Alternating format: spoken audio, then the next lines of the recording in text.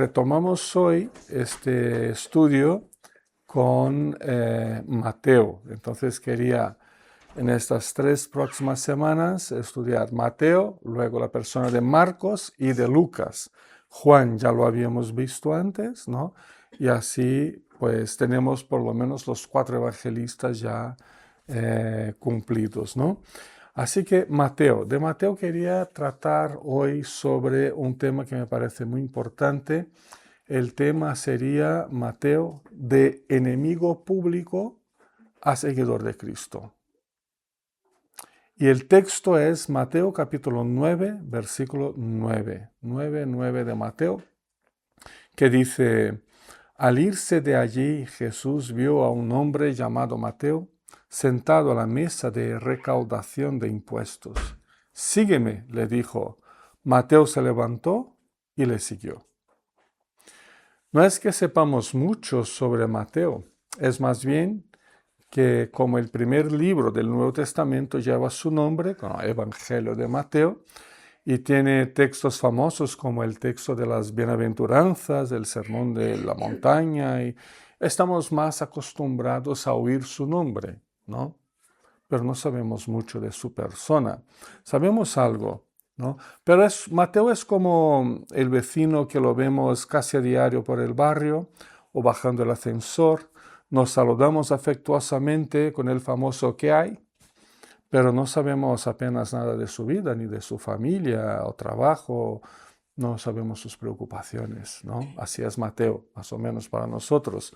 Así nos pasa con este personaje llamado Mateo. No se trata de uno de los primeros seguidores de Cristo más conocidos por nosotros, no. De los más conocidos podemos decir algo de Pedro, de Pablo, pero de Mateo, su nombre es muy conocido, pero su persona no tanto. ¿Qué realmente sabemos acerca de Mateo, de su vida, de su camino de fe con Jesucristo? ¿Qué sabemos de él? De hecho, todo lo que sabemos sobre Mateo, desde los testimonios del Nuevo Testamento, es que era un recaudador de impuestos para Roma en la ciudad Galilea de Capernaum y poco más. También sabemos que se llamaba Leví, que llegó a ser uno de los 12 apóstolos de Jesucristo y que era judío. Más o menos esos son los datos que el Nuevo Testamento nos ofrece acerca de la persona de Mateo. Luego hay informaciones que nos llegan desde otros documentos antiguos fuera del Nuevo Testamento que lo ubica como uno de los principales pastores de la iglesia en Jerusalén en la segunda mitad del primer siglo. Eso ya lo sabemos no por el Nuevo Testamento, porque ya el Nuevo Testamento la historia, por ejemplo, no abarca este segundo siglo, ¿no? Es la segunda mitad del primer siglo, pero sí que hay otros documentos que nos dicen que Mateo sí fue uno de los principales pastores de las iglesias que se reunían en Jerusalén y que inmigró ya muy mayor, tuvo que dejar su tierra y se fue con casi toda su comunidad cristiana. Casi toda la iglesia, que era la iglesia en la que él era pastor, se fueron de Jerusalén y se fueron de Judea. No se sabe muy bien hacia dónde se fueron, pero posiblemente a Antioquía de Siria, la ciudad donde más o menos 30 y pocos años antes estuvo el apóstol Pablo y Bernabé en Antioquía, Hechos capítulo 11 al capítulo 13, ¿no? Pablo y Bernabé en Antioquía de Siria. La iglesia que envió a Pablo, a Bernabé y a otros en viajes misioneras por varios lugares. Y fue esta la iglesia responsable, por así decirlo, de que el evangelio llegara a Europa, ¿no? Por medio del apóstol Pablo en Macedonia o Grecia, cuando predican ahí en Grecia, en Macedonia, y el Evangelio llega por primera vez a Europa por responsabilidad misionera de esta iglesia en Antioquía. Después de estos eventos de Pablo, unos 30, casi 40 años después, llega Mateo, ya muy mayor, casi 90 años, 80 y pico, con una comunidad enorme de gente, que no se sabe cuántos eran. Pero como hubieron muchas conversiones en Jerusalén, no sé, llegó con cuántas personas, 500, 1500, no se sabe, pero llegó con su comunidad, que se sintieron como que excluidos del sistema que se reorganizó entre los judíos, ¿no? Y que tenían o que abandonar el cristianismo o irse del país. Esa era la propuesta. Ahí por el año 80, 80 y pocos, y se supone que Antioquía fue la iglesia que recibió esa enorme cantidad de gente con su pastor ya muy mayor, que era nuestro querido amigo Mateo. Pero esta dimensión de su vida quizás la veremos otro día, ¿vale? Hoy nos vamos a detener en los datos que recibimos del Nuevo Testamento acerca de Mateo. Según su propio testimonio, aquí en el versículo 9 del capítulo 9 del Evangelio, él deja de ser un colector de impuestos para Roma y llega a ser uno de los 12 apóstoles de Cristo. Jesús vio a un hombre llamado Mateo, que estaba sentado a la mesa de recaudación de impuestos, y le dijo, sígueme. ¿Y qué hizo Mateo? Pues dice el texto que se levantó y le siguió. Dejar de ser un cobrador de impuestos y llegar a ser un seguidor y un apóstol supondría un largo camino para cualquier persona en aquellas circunstancias. Dejar un determinado estatus de vida al que ya estamos acostumbrados, acomodados, y asumir otro muy distinto, que fundamentalmente hablando no tiene nada que ver con el anterior. Es una de las experiencias más profundas que uno puede vivir como cristiano en cualquier época de la historia y en cualquier lugar del mundo. Intentemos comprender esa transformación en la vida de Mateo para que podamos ver también cómo se procesa en nuestra propia vida. En primer lugar, sabemos que Mateo era un colector de impuestos para los romanos invasores. Eso lo leemos también en Marcos capítulo 2, en Lucas capítulo 5, además de Mateo. Él, como judío, cobraba impuestos de sus vecinos a favor de los invasores romanos que no tenían la menor misericordia con aquel pueblo. En los tres textos, el de Mateo, el de Marcos y el de Lucas, la profesión de Mateo se describe con la misma palabra, recaudador de impuestos, o sea, un funcionario local menor. Eso significa la palabra recaudador de impuestos, ¿no? El término que se traduce, ¿no?, para recaudador de impuestos. No es que él era pues una persona muy importante dentro del sistema de recaudación de impuestos de Roma. No, era un funcionario romano, pero local, solo trabajaba en su propia ciudad y no tenía mucho rango, o sea, era menor, ¿no? Era de un rango más pequeño, ¿no? Contratado por los invasores. Y él se ocupaba de recaudar los derechos de aduana sobre mercancías en tránsito, lo que cobra aún más sentido al ser Capernaum una ciudad fronteriza entre tres provincias romanas de entonces. Y toda la mercancía que pasaba por ahí, de una provincia a otra, tenían que pagar impuestos, ¿no?, por el tránsito de la mercancía.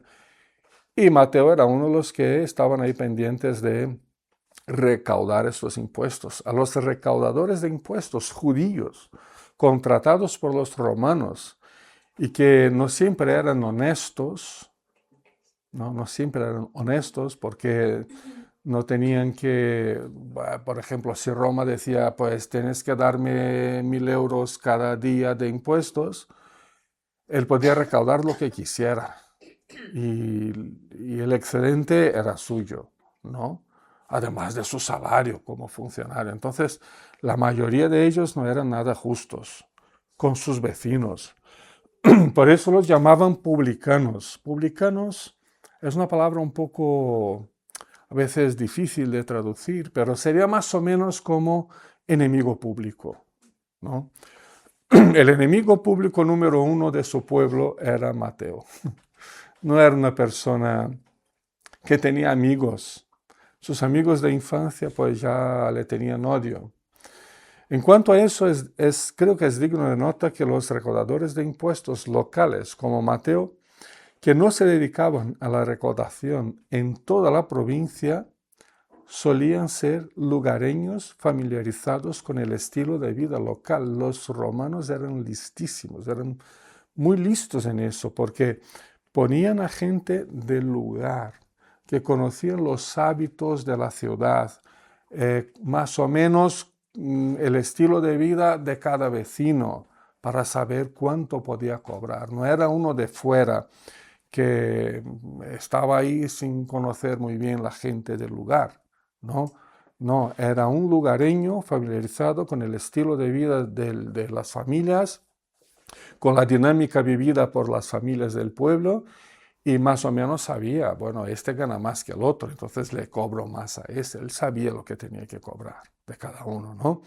O sea, que conocía desde siempre a cada persona que vivía y comerciaba en el pueblo. Y ahora trabajaba para los enemigos, para los invasores de su tierra, recaudando impuestos de sus vecinos y familiares y haciéndose rico con ese oficio. Lo veían como más que un enemigo, ¿no? Lo veían con amargura, con odio, con desprecio y asco como enemigo público. No es sin razón que las madres enseñaban entonces a sus hijos pequeños a escupirles cuando pasaban por la calle, en señal de desprecio a esos enemigos públicos, a esos publicanos. Pero curiosamente vemos en su evangelio registros exclusivos, y eso es muy curioso, registros que solo él nos ofrece, en los que menciona diferentes clases de transacciones financieras, como por ejemplo el milagro de cuando se saca una moneda de la boca del pescado y que Jesús le dice a Pedro, pues ve con esa moneda y paga el impuesto por mí, por ti, ¿no? Solo Mateo dice eso. Esa historia lo encontramos fuera de Mateo, porque su mentalidad estaba entrenado en todo ese tema de finanzas y estaba pendiente, o sea, esas cosas le llamaban la atención, ¿no? Esto está en el capítulo 17 de Mateo. O la parábola del siervo despiadado que tuvo su deuda perdonada por el rey, pero no hizo lo mismo con los que le debían, ¿no? Mateo capítulo 18, solo Mateo nos cuenta esa parábola. También la parábola de los viñadores que pagaron la jornada completa a los que trabajaron toda la jornada, a los que trabajaron media jornada y los que trabajaron una horita al final del día. Todos ganaron la jornada completa, capítulo 20, ¿no? O sea, no sabemos de esa historia si no fuera por Mateo y tiene que ver con pagos de los jornaleros, ¿no? O el pago de las 30 monedas de plata a Judas por su traición. Solo Mateo nos da ese importe, que le pagaron a Judas 30 monedas de plata, ¿no?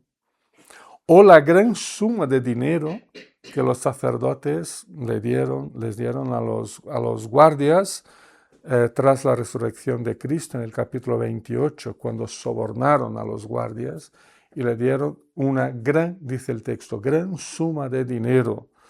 Entonces, todas esas referencias son obvias cuando se trata de alguien que siempre ha trabajado llevando registros de cuentas, ¿no? Y por supuesto, debería haber sido un hombre que sabía leer y escribir muy bien, conocedor del arameo, del griego y muy posiblemente también del latín, porque tenía que tratar con sus jefes. Además, debido a su dominio de las finanzas y de las letras, y en especial su capacidad y su preparo en una especie de taquigrafía, ¿os suena lo que es la taquigrafía? ¿Sí? Bueno, que era algo que ellos tenían que dominar, ¿no? Esa taquigrafía para hacer registros rápidos de las cuentas y luego las pasaba todo literal en sus actas y sus libros, pero en el momento tenía que tomar apuntes y tomaba apuntes con esas taquigrafías, registrar rápidamente transacciones comerciales. Todo eso le haría el candidato perfecto para el rol de registrador del grupo de discípulos, el secretario del grupo de discípulos, el que toma las notas taquigráficas instantáneas de acontecimientos, de discursos, de enseñanzas de Jesús. Como secretario del grupo, pudo luego plasmar sus notas en su evangelio, no sin antes procesarlas teológicamente, porque es una cosa es que estoy hablando y alguno de vosotros, eso me interesa, y toma un par de notas. Otra cosa es, 30 años después, tú tomas esas notas, como yo tengo muchas notas de hace 40 años o más, ¿no? Tú tomas estas notas y con todo lo que has vivido en los últimos 40 años y todo lo que has aprendido y todo lo que has vivido de la fe y todo más, vas ahora a interpretar tus propias notas y transformarla en una especie de teología, para decir una palabra, ¿no? En una especie de un registro más denso, con aplicaciones, con más informaciones que no puse cuando tomé las notas, pero que se me ocurren a lo largo de estos 40 años, ¿no?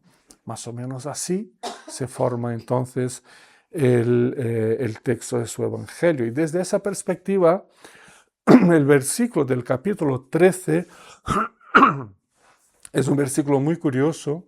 Si vais al capítulo 13, versículo 52, se considera ese versículo ya clásicamente, se considera como un autorretrato de Mateo, incluido anónimamente por él mismo en su propio evangelio, cuando dice, todo maestro de la ley, otras traducciones ponen todo escriba, todo el que registra, todo secretario, todo maestro de la ley que ha sido instruido acerca del reino de los cielos, es como el dueño de una casa que de lo que tiene guardado saca tesoros nuevos y viejos. ¿Os acordáis de ese texto? Aquí no dice quién es este escriba, ¿no? Es muy genérico, todo escriba, ¿no? Pero ya clásicamente se considera que Mateo puso una referencia a sí mismo como el cuadro, ¿no? De Velázquez, creo, ¿no? Sí. Que se ve su imagen reflejada en el espejo, ¿no? O sea, él se plasmó en la pintura, Mateo dejó su firma, ¿no? Su cara y su perspectiva de vocación, su perspectiva pastoral en este versículo. Todo maestro de la ley que ha sido instruido acerca del reino de los cielos es como el dueño de una casa, que de lo que tiene guardado saca tesoros nuevos y viejos. Lo presenta, ¿no? O él se presenta aquí como el pastor y teólogo que era. Con eso ya nos es posible percibir, entender que hubo una tremenda transformación en la vida de este enemigo público tras ser llamado por Cristo a seguirle, ¿no? Desde el capítulo 9, cuando dice, había un hombre llamado Mateo que estaba sentado recaudando impuestos de sus vecinos y familiares. en su propio pueblo para los enemigos invasores. La diferencia de ese momento al momento del capítulo 13 que dice, pues todo escriba versado en la ley de Dios es como el padre, el dueño de la casa, que va al trastero y encuentra, oh, mira, es que no me acordaba que tenía esto aquí. Qué bueno. Y lo voy a reutilizar. Saca tesoros de ahí, ¿no? Tesoros nuevos, tesoros viejos, pero saca tesoros de ahí. Entonces él se refiere a la gran transformación que pasó, que le pasó a él, ¿no? Una transformación que ya se puede ver en la secuencia del texto del capítulo 9, ¿no? 9:9, pues en la secuencia, en lo que sigue, dice que Jesús se fue a comer a su casa con todos los discípulos. Y dice el texto que muchos recaudadores de impuestos y pecadores también estaban invitados. La gente desagradable, los enemigos del pueblo, la gente asquerosa, ¿no? Pues estaban ahí, invitados por Mateo, a que conocieran a Cristo, a conocer y a escuchar la palabra de Cristo. Y ha sido en ese contexto, en el contexto de esa comida en casa de Mateo, bueno, Mateo y otros como él, ¿no? Que dice Cristo las muy conocidas palabras que no son los sanos que necesitan médicos, sino los enfermos. Y le dice eso a la cara de un grupo de gente que era socialmente hablando enfermos, despreciados, aunque riquísimos, porque robaban a sus vecinos, ¿no? Un robo legitimado por los que tenían armas y controlaban la situación, pero robaban a sus vecinos. Son los enfermos los que necesitan médico, pero id y aprended lo que significa: lo que quiero es misericordia y no sacrificio, porque no he venido a llamar a justos, sino a pecadores. Al escuchar la voz de Cristo que le llama a seguirlo, Mateo reaccionó con esa clase de fe que solo el Espíritu Santo puede infundir en la vida humana. Una fe que nos lleva a reconocer lo enfermo que estamos cuando vivimos lejos de Dios. Una fe que nos lleva a responder positivamente a la llamada de Cristo.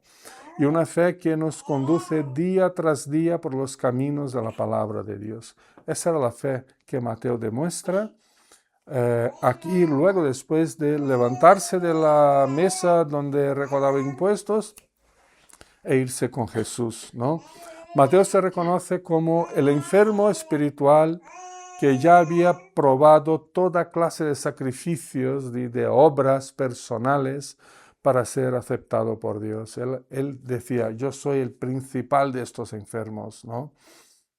Pero que finalmente ha sido alcanzado por una gracia, por una misericordia de aquel que se dedica a llamar a los que se reconocen humildemente pecadores y destituidos de toda clase de justicia personal. A estos son los que Cristo llama, a los que se reconocen enfermos ante Dios, pecadores, humildes y destituidos de justicia personal. No tenemos nada que aportar. Un Mateo, con toda la pasta que tenía, decía, yo no tengo nada que aportar. Es Cristo que tiene que aportarme su propia gracia. Vernos desde esa perspectiva es lo que nos falta a muchos de nosotros, yo creo, ¿no? Y a veces insistimos en seguir el camino de Cristo fundamentados en nuestras propias justicias personales fallidas y no en su gracia y no en su misericordia redentora. Para experimentar como Mateo esa transformación de enemigo público a seguidor de Jesucristo, es preciso, antes de nada, reconocernos como enfermos espirituales, como pecadores perdidos, como personas que estamos distantes y que somos enemigos públicos y personales del propio Dios. Pero luego vemos a su nombre en la lista de los 12 apóstoles de Cristo. Qué giro tremendo, ¿no?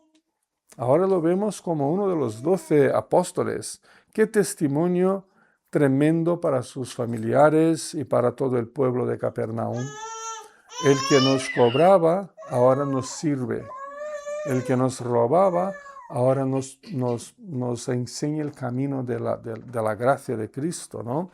Desde la perspectiva del Nuevo Testamento ya no se habla mucho acerca de su ministerio apostólico, como luego vemos hablando de Pedro y de Pablo y de otros, pero de él ya no se habla mucho, ¿no? Como el caso de Pedro.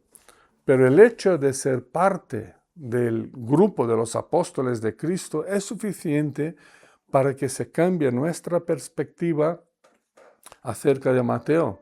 Ya no lo vemos como un enemigo público despreciado, ahora lo vemos como un seguidor, un discípulo que ha consagrado su vida para vivirla a los pies de Cristo y al servicio de su Señor. Este es el Mateo que queremos ser nosotros, ¿no? En ese sentido, al preguntarle a Mateo, buscando la respuesta, obviamente, en su evangelio, pero cuando le preguntamos sobre qué es la iglesia, sobre quién es el cristiano, puede que nos sorprendamos con la respuesta de Mateo. En su evangelio, la iglesia, el cristiano, es simplemente un seguidor de Jesucristo.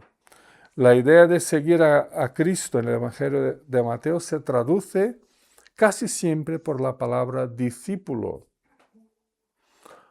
y por el concepto de discipulado, por el concepto de seguimiento. Un discípulo es básica y fundamentalmente alguien que sigue, es un seguidor de Cristo, alguien que tiene toda su vida comprometida con los valores y con los principios del Evangelio de Jesús. El discípulo de Cristo es aquel que ha recibido una llamada intensa para seguir a su Señor y consecuentemente para llevar a todos los demás el desafío de también ponerse a los pies de Cristo en arrepentimiento de toda su vida, en entrega y en consagración.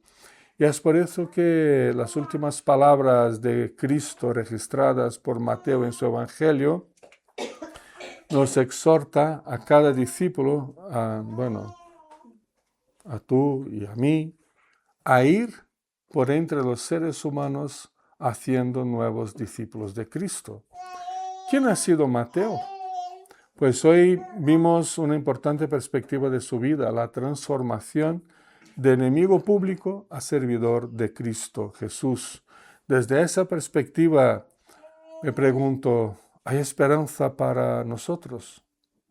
Sí, perfectamente. Hay esperanza para cualquier ser humano, ¿no? Desde esa perspectiva podemos también nosotros examinarnos personalmente y en arrepentimiento entregar nuestras vidas al Señor para seguirle y para servirle de todo nuestro corazón. Pues que el Señor nos bendiga. Amén.